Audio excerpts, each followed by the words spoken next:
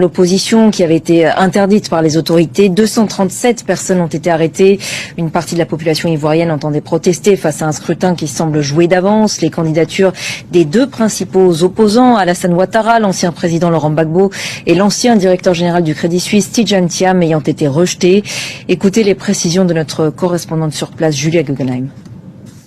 La manifestation avait été interdite ce vendredi par arrêté préfectoral et dès l'aube, un important dispositif policier a procédé à de très nombreuses arrestations, parfois violentes.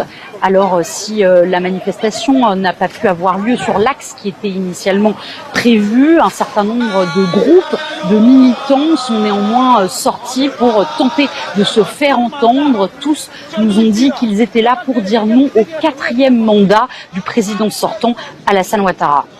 Nous sommes mobilisés pour dire non à cette dictature à laquelle nous sommes face. Les Ivoiriens disent non parce qu'on veut que nos candidats soient sur la liste électorale pour pouvoir exprimer notre vote. Aujourd'hui, nous nous tenons dans les rues afin de faire entendre nos voix. Mais les forces de l'ordre nous empêchent de manifester pacifiquement.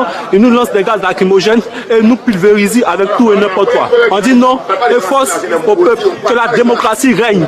Des affrontements ont eu lieu dans plusieurs quartiers où les manifestants ont jeté des pierres contre les forces de l'ordre qui leur ont répondu par des tirs de gaz lacrymogènes. Des barricades ont parfois été dressées avant d'être balayées par la police. La marche était convoquée par le Front commun, une coalition entre le PDCI de Tidjane Thiam et le PPACI de Laurent Gbagbo. Les deux poids lourds de l'opposition sont tous les deux exclus de l'élection présidentielle qui doit se tenir le 25 octobre prochain.